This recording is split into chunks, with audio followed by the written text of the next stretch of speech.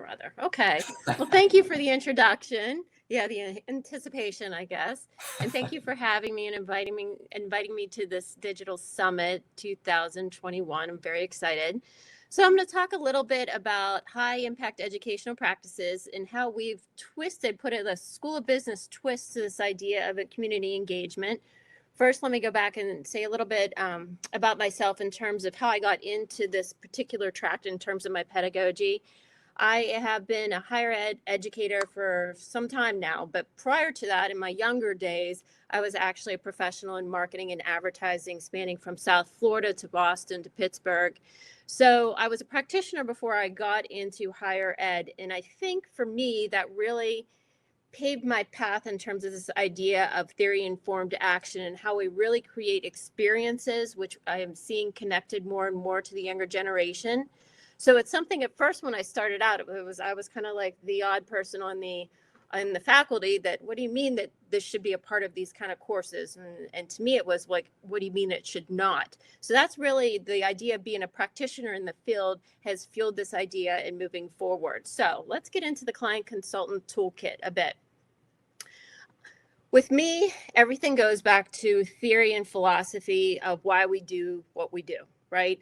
And in the previous conversation, the idea of like really building that why and narrative to make these LinkedIn personas stand out is really what the potential employer wants to hear. And I would say that's also what the younger generation wants to say. So the idea of the why, getting back how the why connects to Gen Z, let's first define community engaged courses and what they mean. The Carnegie Foundation, an amazing resource out there that talks about the difference between service learning and community engagement. They're different, very different. The idea when you get in community engagements, we're seeing this as actually there's mutually beneficial elements of knowledge and resource in terms of this partnership that feeds back and forth, just like communication. It's constantly flowing between the stakeholders. So that's the real involvement in community engagement, when you have the idea that we're learning from each other and moving through the idea of the practice. As we move through and see how important it's becoming in higher education, high impact, the CIC report, innovation in independent colleges, we're saying, oh, we have pillars here that really stand out of what universities are becoming, the idea of differentiated and core competencies, athletics, career connections, networking, we hear a lot. Community engagement is one of them among the others that you see in front of you. So again, having that data, backing it up with research on why this works and why it's important. AACU, they also have these 11 high impact educational practices, and service learning / community and based learning is one of the 11. So again, across the board, it's very important. Now let's connect it to the students that we have now in the classroom and coming up. The idea with this generation, different, right? We thought millennials were different, and now we have Gen Z. So the idea here is they refuse to be passive learners. They want to be active. They want to be hands-on and engaged. They aren't just content with the idea of sitting there and just listening. That monologue doesn't work anymore. It's about conversation and discourse. So the idea, and this comes from a BNN Barnes & Noble College study that they did, that they want to be fully engaged. They want to be a part of the process. They want to be active participants. They also, if you go back to a survey, 51% said they learn best by doing, and only 12% said that they learn through listening, and that's from Forbes. So again, the data is there, the research is there. Why community engagement matters and how it fits this new generation. So from that, I like the idea of the why, okay? So when you look at this type of learning, I'm a big, might sound corny, but Aristotelian fan still nowadays. Nicomachean Ethics, he had this quote back in the day that still applies now. The things we have to learn before we can do them, we learn by doing them. We become builders by building. Okay, so the idea also, Ben Franklin, founding father, tell me, I forget, teach me, I remember, put me in, involve me, and I will learn. So we also have these quotes of inspiration. So if you look at this very quick visual, you see that when I'm talking about community engagement in terms of my classes, that's not the only piece. It's just one spoke in the wheel. So you really need to build a holistic, comprehensive practice that you understand that students are getting this all around. They're submersed in a world that the idea is high impact education. We learn through experimenting, we learn through listening, and moving forward in terms of taking the listening to an active participation, from internships to research, learning communities, freshman first year experience, and so on. Again, we are just a spoke on a bigger wheel. Something that we do here at St. Francis University, and we're in Pennsylvania, a very rural setting in between Penn State and Pitt, basically. We have this idea that we fit the CE courses that I teach within my capstone in a bigger picture, as I said, more of that holistic whole approach. We call it the backpack to briefcase program, right? Very appropriate for the School of Business. We have some foundational steps that we hit at the freshman level, sophomore, junior, senior, and of course, if we also have accelerated MBA, traditional MBA programs, as well as executive. So if you look in the junior and senior years in the bullet points, this is when you start the client consulting coursework. We need to build upon that. That doesn't just happen, right? So that was perfect, talking about LinkedIn. I teach a Business One foundational course in the fall, 2 different sections, and we have a LinkedIn assignment. We have career services coming in and say, hey, all right, you're walking in here with that backpack. Our goal is to have you leave with your briefcase ready to go. We start them in LinkedIn. We start them resume building and all the foundational elements to build. So this is just, as I said earlier, one piece of a bigger holistic pie. So you see how that we move through this, and the idea of it actually is professional development. Yes, student want to see the idea of moving through classes and getting good grades. That's great. But more and more, especially with this generation and their parents, we're going to see, well, what is this going to look like in the marketplace? What is the career placement ratios? Where will they be working? Where does that networking come in? And so that's what we're starting to build out more and more with this. And let's go back and talk. If I could just pull that one poll up on how many have taught a community engaged course. Can we pull that one up? Have you executed a community engaged project in your course? And this could be full semester long. This could be just one assignment as well. Just kind of curious. Okay, so we have a number that have utilized community engagement. Okay, so I wanted to see where we were there. When you think about that, I'd like to see more of 100%. Because this is where we are. As I said, the research is showing us that this is very important.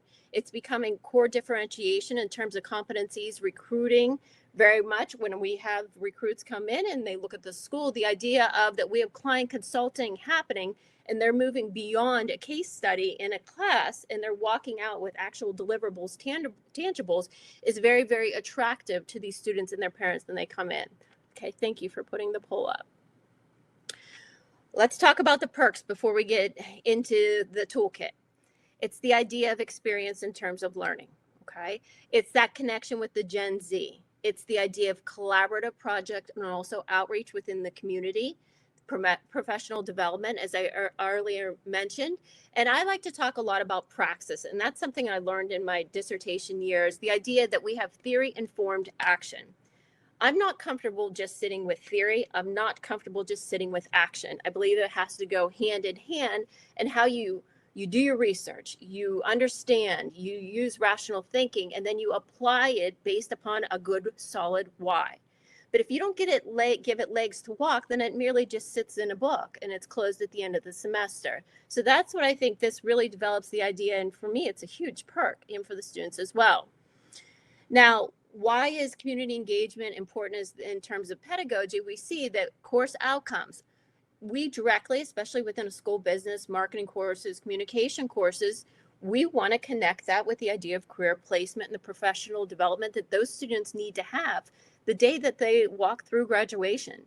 So when you think about that, the emphasis on community-based field studies, the idea of knowledge and skills, leadership, problem solving, written skills, ability to work and learn in a team, analytical crunching the numbers, ethic, strong work ethic, very important, good old communication skills. Again, as mentioned, Anna mentioned earlier, I grew up before like all this technology we had in our hand.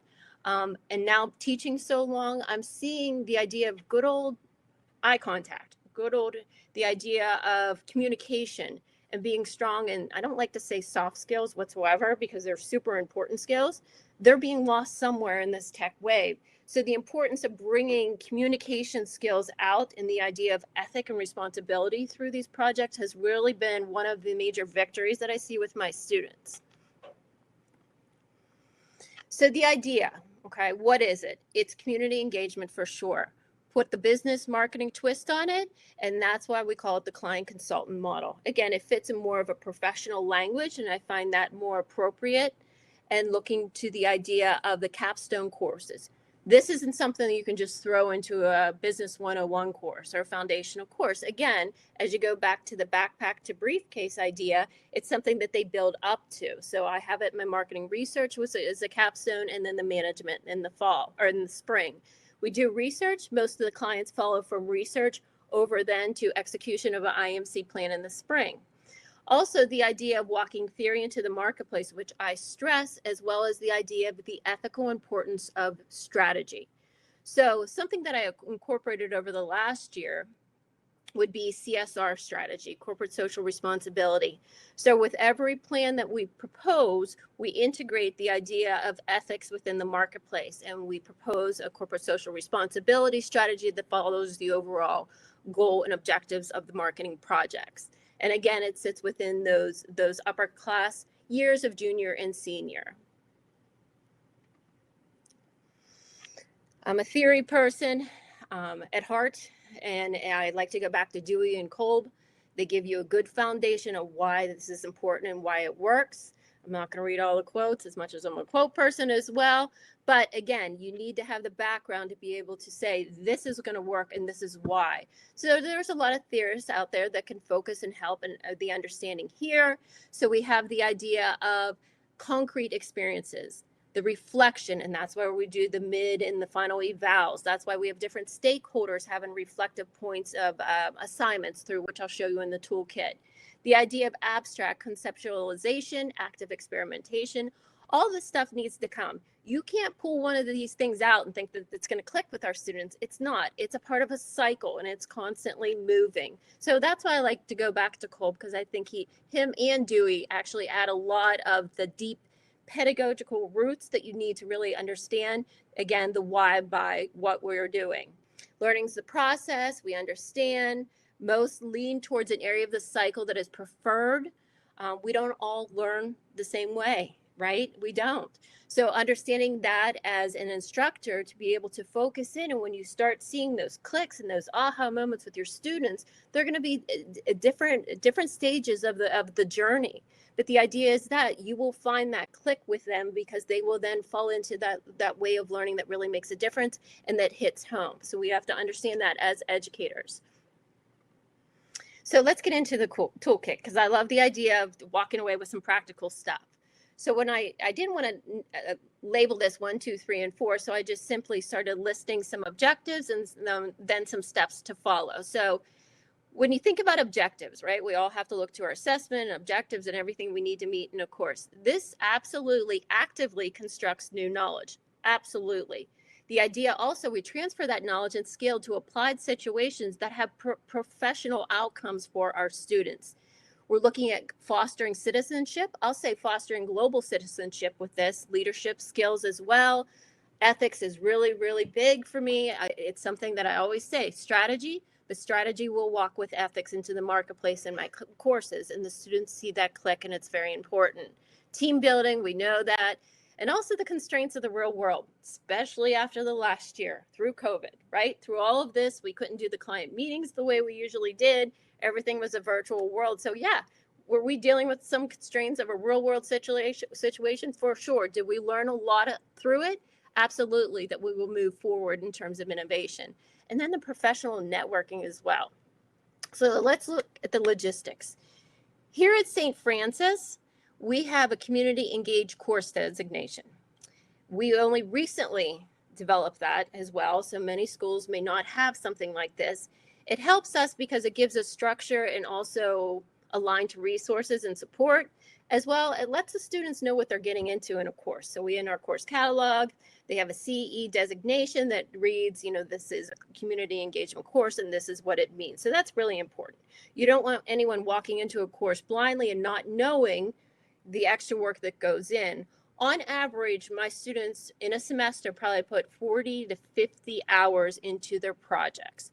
And they also then have, the credit goes to service at our university, and they can use that as well. So it also is beneficial for them in terms of their service hours.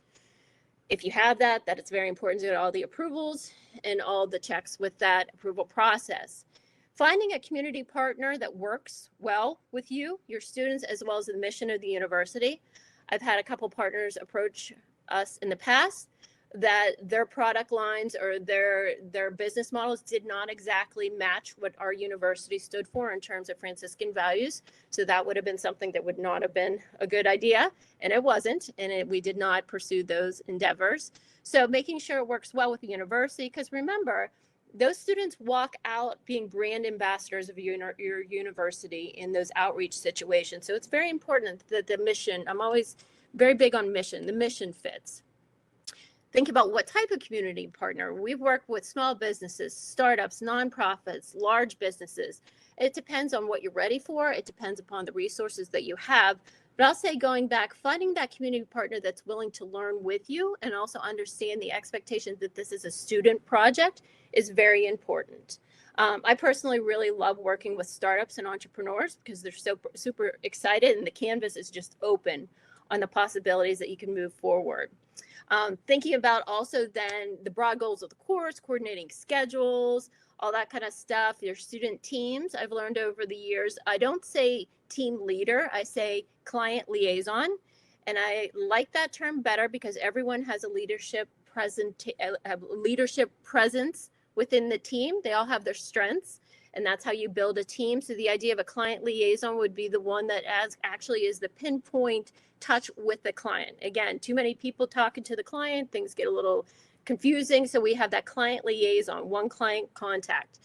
Something I've learned over the years too, we all need to make sure we know what we're doing and what we're responsible for. So when you think about that, I drafted a document, which I have as a handout to share with you from both of my courses, of understanding, a document of understanding. Hey, this is a business course, so we're going to have a contract. We're going to outline all responsibilities, student, client, the process, the rules, the timeline, the deliverables, etc. So that is very important. Everyone signs it, just like you signed any old contract, and then it is included within the final presentation in the Google Share drive that we use to communicate with the client. So that's something that has definitely helped over the years and absolutely benefited the whole process. When we start out with conversations with the client, we have that initial meeting. Now, before COVID, we would always invite that client to the Shield School of Business here at St. Francis, set up in one of our nicest conference room, very professional, and we talk about the project expectations, introduce the client student contract, and move forward. And in the COVID world, everything had to be done via Zoom. It still worked. So that's that initial meeting. Secondary meetings, I like to say, I get the students out into field work. So they would then be expected to visit the site of the organization or the business and live a day or a couple hours, whatever is feasible, in the life of that business. When I used to work in advertising and marketing, I remember I worked at the time for the Florida Panthers. I was not permitted to work on the account until I went through Hockey U. So I had to learn not just how to be on skates, which I was not good at, but the ins and outs of the game. So now I love hockey because I actually know how everything goes down, but that makes sense to me. I cannot work on a client unless I know what it's like to live through a day. So that's really important. And that's why we didn't do it through the COVID year, but the students go out and hopefully we're on go for this year that they'll be able to do on-site visits with their client and spend some time in their world. Then we invite the client back to the campus for final presentations in which the students do a full-blown presentation. We have then most do Prezi or PowerPoint, Google Slides, and then of course we have the proposal doc ready to go with them. You have to think about those objectives because as much as you start moving through this process, it gets really, really exciting to talk about this, but make sure, and I found myself in this hole before, that I start going further and further away from the objectives that I still need to meet in this course for assessment and so on. So I always have to make sure, okay, can I still tie this back? Oh, this is a great idea. Oh, it doesn't exactly fit here. So that's something that you constantly need to think about. Think about those strategies. I would say be very, very, what do I want to say, engaging in terms of instructional design. Readings, lectures, TED Talks. I love TED Talks, pulling in different speakers, the field work, the resources. I mean, if you're in advertising or marketing, you know, you don't just go to one source in terms of a project. You're across the board in terms of how you need to develop a project and a strategy. And then you think about the evaluation forms, needs assessment, student eval, and the final evaluations as well.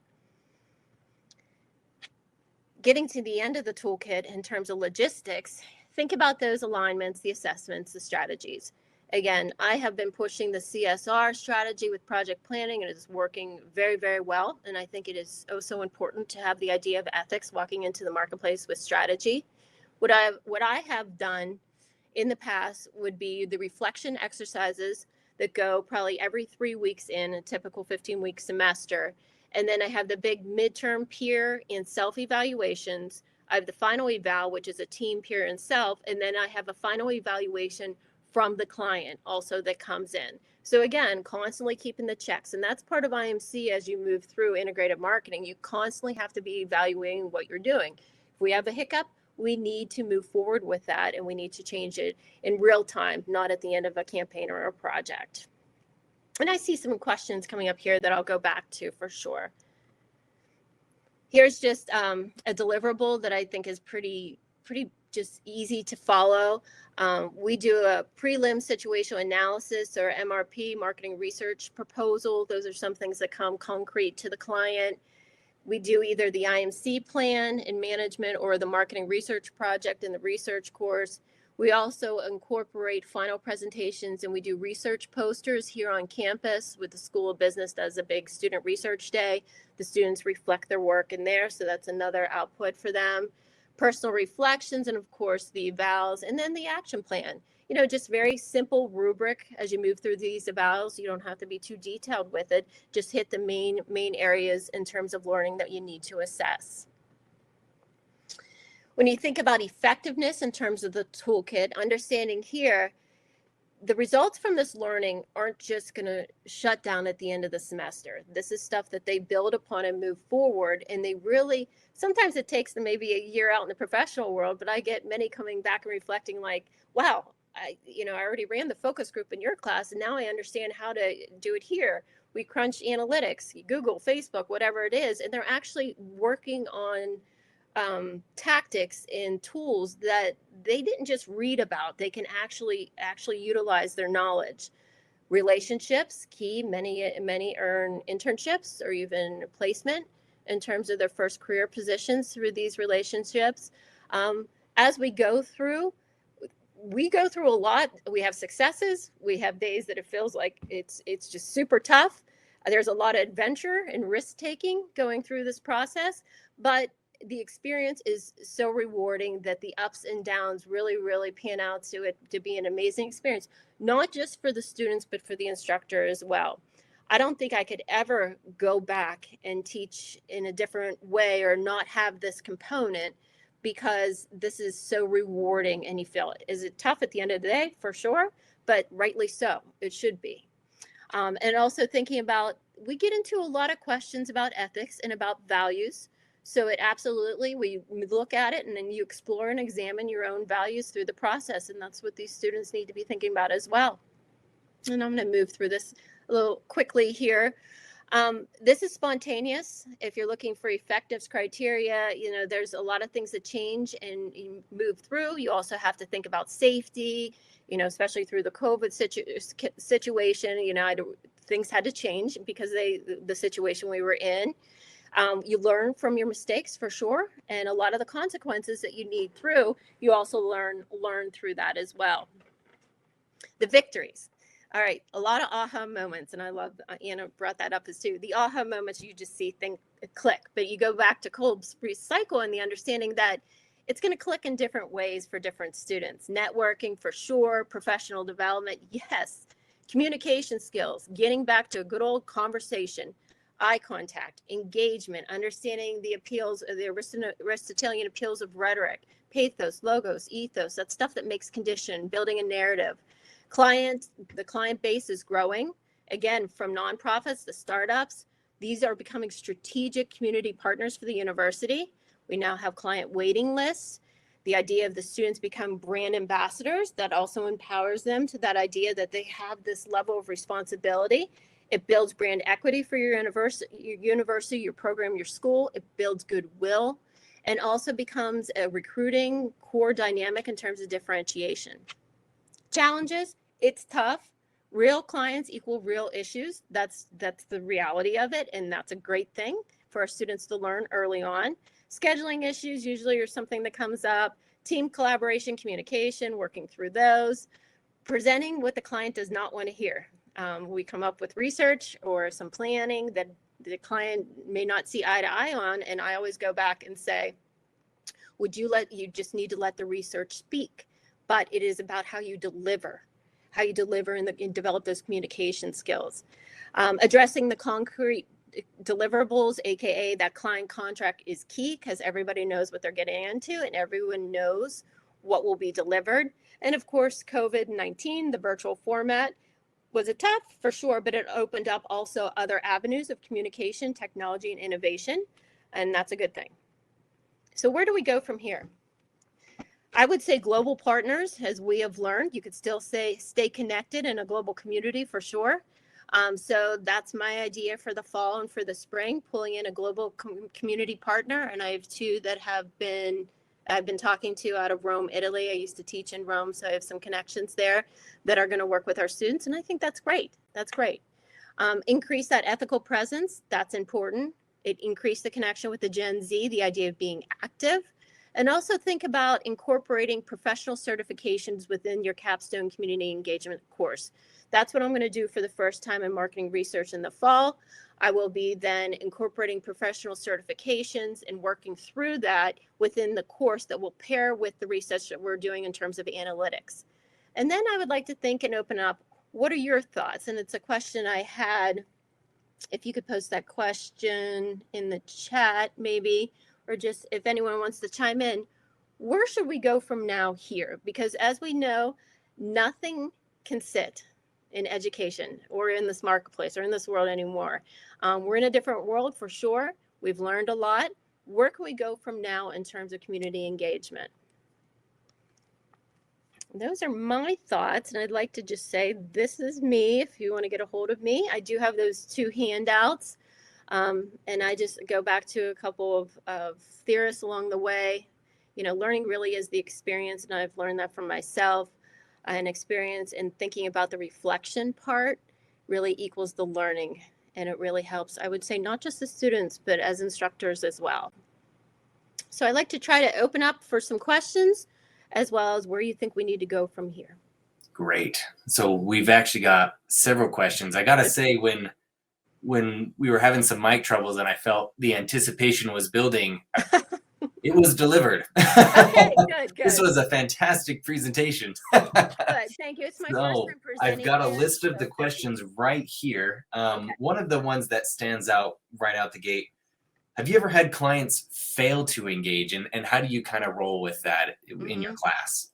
Yes, I have. Actually, it was a local community's borough council, like the strategic borough council. And it was very disappointing because it was all very, we need this, and so exciting. And it was pre-COVID, so we were going to the board meetings and everything. And then they kind of just felt, they were all volunteers on the council. So they all kind of just started going different ways.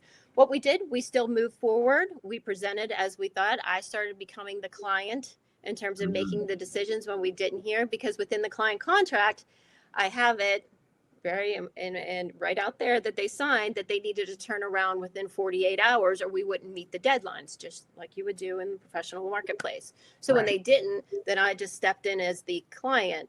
And still, we had a beautiful presentation at the end. They did come from the end presentation.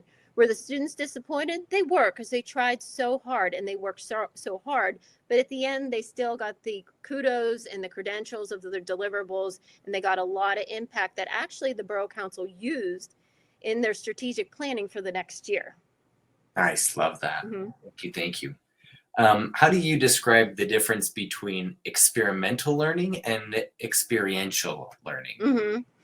They can go hand in hand. It depends on, I guess, the perspective that you're looking.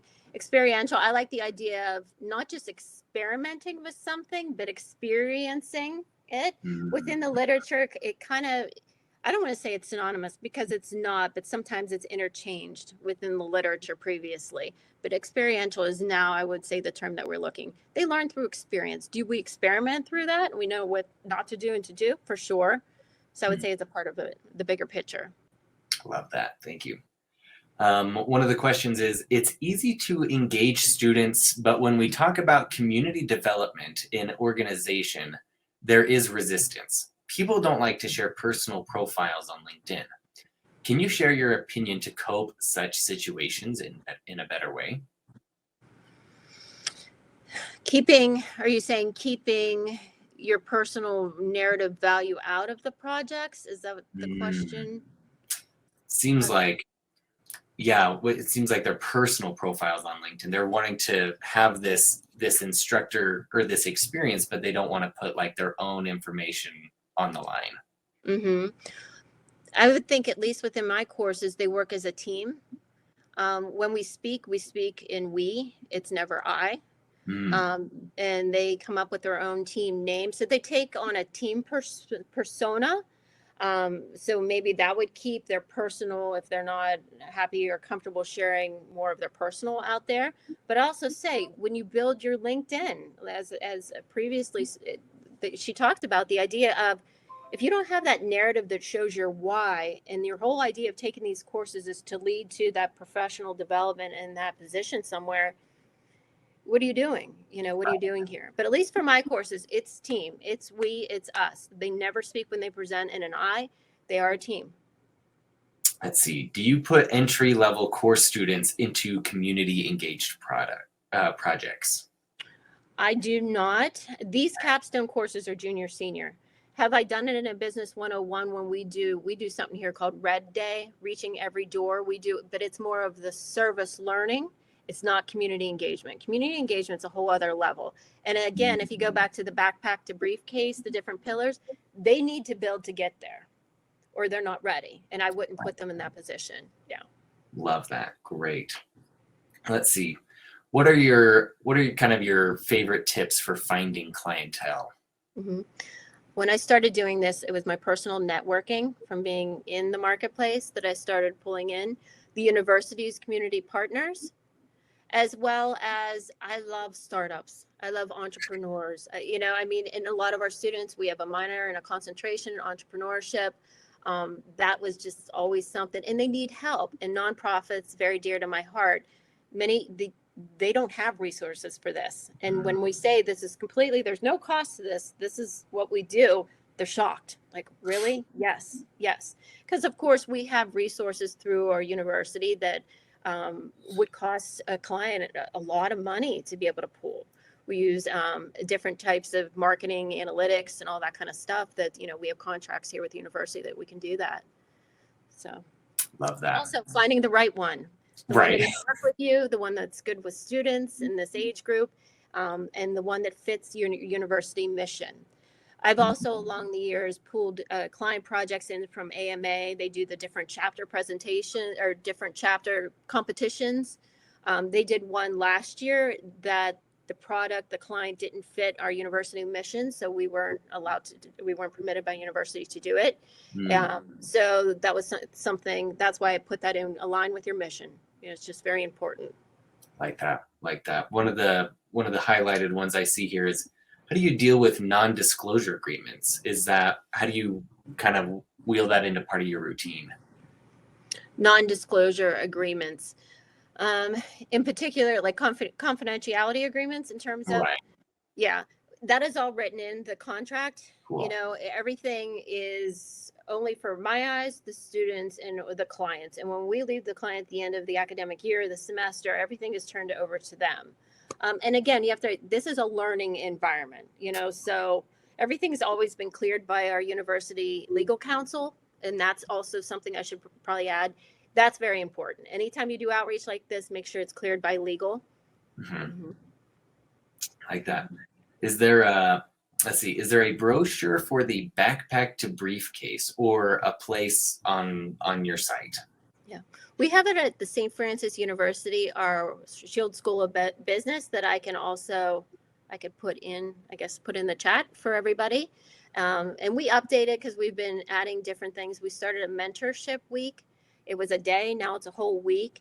We use Alumni Fire. That's another nice career service. So a lot of that stuff we've started to add in along the way. But I can put the link into the chat for everyone. Love that. Let's see. How would you try to fit this into a course that's only 8 weeks? Does this kind of fit better in a larger time-framed course? That's something when you look at the toolkit and the logistics, what's doable? Like even when we get into our projects and we have 15 weeks, 3 months, whatever it is, some of the things when the client comes that we want this, that, and the other, well, that's not realistic. That's why we have the contract. If you have a shortened semester, you may want to think of just using an assignment. This doesn't, you don't have to go big the first time around, but incorporating 1 or 2 assignments, maybe that would build upon each other in half of the time, or scale down your deliverables. We usually have, I think, 2 or 3 to 4 deliverables plus the plan. In the IMC one, they actually have to deliver creative, but we have 15 weeks to do that. If you had 8, you wouldn't be able to deliver three touch points. So Nice. I would scale down the deliverables and also think about maybe just an assignment. Love that. We'll do 2 or 3 more questions if that's cool with you. Let's see. One of the questions I saw earlier is, do you use this project to substitute a lot of the assignments you teach in your classroom? Well, when I first started doing this, this, big project. Yeah, it's huge. To me, it's application of the content in a higher end course. So it's a capstone. I don't need them to shoot back multiple choice answers to me at this point. They have that knowledge. When I first started teaching, they actually still had exams and all this stuff. And then I was like, you know what am I doing to them? Because I'm torturing everybody. So I took all the exams out. They do have a weekly chapter quiz just to keep up. We use Kotler's and Marketing Management, a Kotler book. And they do that because that's important. We need to have that part of the assessment. Most of all the assignments are tailored to the project. Not all, because I still have them TED Talks, AMA stuff, Ad Week, Media Week. They still need to be in touch with what's going on professionally. So we have like documentary reflections. I would say if it goes down, probably about 60% is tied to the project, and the others would be the chapters and some just multimedia assessments and reflections based upon what's going on in industry. That's really important. They do marketplace journals, which they seem to love. So if we're reading about, positioning and targeting, and they would then have to pair that up with an ongoing conversation within industry. I recommend some credible resources. Then they learn a lot about what's credible, what's not. And then they do a reflection based upon that. And then it's a presentation, 3 minutes, 1 per semester. Usually we do them every week, the written part. And then they have to propose a thought-provoking question to further the marketplace conversation. And that really gets them talking. That's been a great part of it. I love that. Thank you. Now, so the students are getting all of this great experience, right? And real world working with real clients. How can they leverage that in like a portfolio that they can share as they go out in the marketplace without obviously sharing the data that they researched? For what they've done in the past, we've had those research presentations. The posters are nice, tangible. They do have access if the client signs off on it to utilize the proposals that they have worked on. I see. So that's another key with the client contract. If you have approval, then that's great. with the understanding of the client that the students need to learn from this. And then they, little narrative blurbs of focus groups and what they do and clients and all that kind of stuff. And then the certifications. And I see that more and more is so, so important. They can actually say, we got this badge, that badge, whatever it is, these micro stars nowadays. Right, micro stars. Excellent. Well, it looks like we've reached the bottom of the list here. Okay. I just want to thank you. You are fantastic. Thank you so much for this Oh, thank presentation. you. I know everybody loved every piece of this, so you did an excellent, excellent job. And thanks so much for the prep that you put into this Oh, and the time. My thank goodness. you. Yeah, no, thanks for having me. Anytime, I'd love to come back. Just one final note. I did see somewhere along the chat something about athletes. Yes. We have a significant number of athletes here. And the nice thing about these courses, a lot of the community engagement happens in the course because they have schedules and, all that kind of stuff. So it's been truly beneficial for the student athletes. That caught my eye because I work over there too. So. Love that. That's excellent. Great, Okay. great insights. And I'll so add a link to the backpack briefcase stuff for y'all. And thank you for having me. And I wish everybody well, stay healthy, and do good out there. Have a good semester. thanks so much. Okay, we'll see you.